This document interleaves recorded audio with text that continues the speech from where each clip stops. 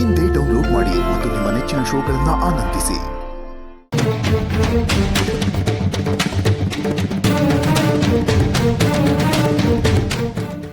ಕಟ್ಕೊಂಡು ಹೆಂಡತಿ ಹತ್ರನೇ ಇಷ್ಟೊಂದು ಸುಳ್ಳು ಹೇಳ್ತೀರಲ್ಲ ರೀ, ನಾಚಿಕೆ ಆಗಲ್ವಾ ನಿಮ್ಗೆ?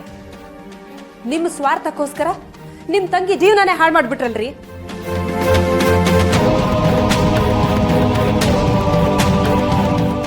ಹೆಣ್ಣು ಕೊಟ್ಟ ಮನೆಯಲ್ಲಿ ಒಂದು ತೊಟ್ಟು ನೀರು ಕೂಡ ಕುಡಿಬಾರ್ದು ಅಂತ ಹೇಳ್ತಾರೆ. ಅವರು ಋಣನ ಒಂಚೂರು ಇಟ್ಕೋಬಾರ್ದು ಅಂತ ಹೇಳ್ತಾರೆ. ಆದರೆ ನೀವು ದುಡ್ಡಿಗೋಸ್ಕರ ಅವ್ರ ಹತ್ರನೇ ವ್ಯವಹಾರ ಮಾಡಿಕೊಂಡು ಸ್ವಂತ ತಂಗಿ ಬಾಳಿಗೆ ಕೊಳ್ಳಿ ಇಟ್ಬಿಟ್ರಲ್ಲ ರೀ. ಯಾಕ್ರಿ ಹೀಗೆ ಮಾಡಿದ್ರಿ?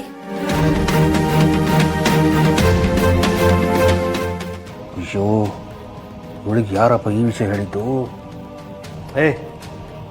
ಏನು ಹೇಳ್ತಿದ್ದೆ ನೀನು? ನಿಂಗೆ ಯಾರೋ ಸುಳ್ಳು ಹೇಳಿದ್ದಾರೆ. ನಾನು ಯಾಕೆ ನಿಮ್ಮ ತಂಗಿ ಜೀವನ ಹಾಳು ಮಾಡಲಿ?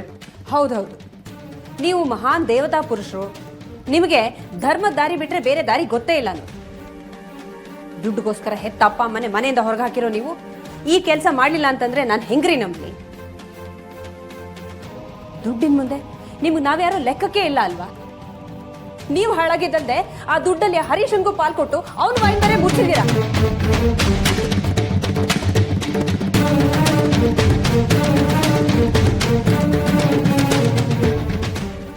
ಬಡ್ಡಿ ಮಗ ಹರೀಶನೇ ಹಾಕೊಟ್ಟಿರೋದು ಅನ್ಸುತ್ತೆ. ಯಾಕ್ರಿ, ಏನು ಯೋಚನೆ ಮಾಡ್ತಿದ್ದೀರಾ? ಈ ವಿಚಾರ ಎಲ್ಲ ನನಗೆ ಹೇಗೆ ಗೊತ್ತಾಯ್ತು ಅಂತ? ಭಾವನಾ ನಿಮ್ಮ ಒಳ ಹುಟ್ಟಿತ್ತಂಗೆ. ಆದರೂ ಒಂದು ದಿವಸನೂ ಅವಳು ನಿಮ್ಮ ಹತ್ರ ಬಂದು ತನಗದು ಬೇಕು ಇದು ಬೇಕು ಅಂತ ಕೇಳಿದವಳಲ್ಲ. ಯಾವತ್ತೂ ತನ್ನ ಕಷ್ಟನ ನಿಮ್ಮ ಹತ್ರ ಹೇಳ್ಕೊಂಡವಳಲ್ಲ. ಆದರೆ ಸ್ವಂತ ಅಣ್ಣನಾಗಿ ಯಾವತ್ತಾದರೂ ಒಂದು ದಿವಸ ನೀವು ಅವಳ ಕಷ್ಟ ಸುಖನ ವಿಚಾರಿಸಿದ್ದೀರಾ?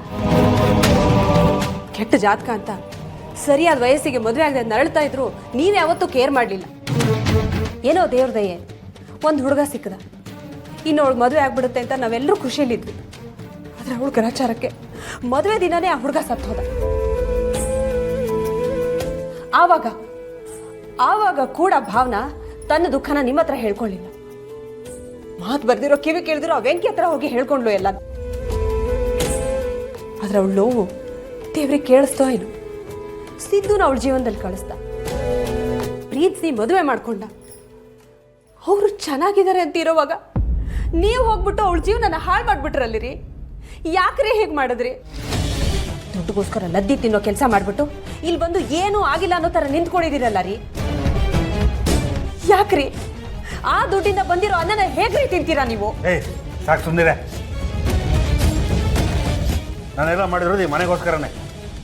ನಾನು ಕಷ್ಟದಲ್ಲಿದ್ದಾಗ ಯಾರೂ ಬರಲಿಲ್ಲ, ಅವ್ರು ಬಂದರು ಇಸ್ಕೊಂಡೆ ಅಷ್ಟೇ. ಅದಕ್ಕೆ ಸ್ವಂತ ತಂಗಿನ ಜೀವನನೇ ಹಾಳು ಮಾಡೋದಕ್ಕೆ ಅಂತ ನಿಂತ್ಕೊಂಡ್ಬಿಟ್ರ ನೀವು? ನೋಡ್ರಿ, ಅಲ್ಲಿ ನಮ್ಗೊಬ್ಬ ಮಗ ಇದ್ದಾನೆ. ಅಪ್ಪ ಅಮ್ಮ ಮಾಡಿರೋ ಪಾಪ ಕರ್ಮಗಳೆಲ್ಲ ಮಕ್ಕಳ ತಲೆ ಸುತ್ಕೊಳ್ತಂತೆ. ಅದ್ರ ಬಗ್ಗೆ ಆದ್ರೂ ನಿಮ್ಗೊಂದು ಸ್ವಲ್ಪ ಯೋಚನೆ ಬೇಡ್ವಾ? ಯಾವ ಕಾಲದಲ್ಲಿ ಇದೆಯಾ ನೀನು? ದುಡ್ಡಿದ್ರೆ ಸಾಕು, ಯಾವ ಸಮಸ್ಯೆನ ಬೇಕಾದ್ರೂ ಬಗೆಹರಿಸ್ಬೋದು. ಹೌದಾ? ಹಾಗಿದ್ರೆ ನಾಳೆ ಕೈ ತುಂಬ ದುಡ್ಡು ಸಿಗುತ್ತೆ ಅನ್ನೋದಾದ್ರೆ ನನ್ನನ್ನು ಯಾರಿಗಾದ್ರೂ ಮಾರ್ಬಿಡ್ತೀರಾ?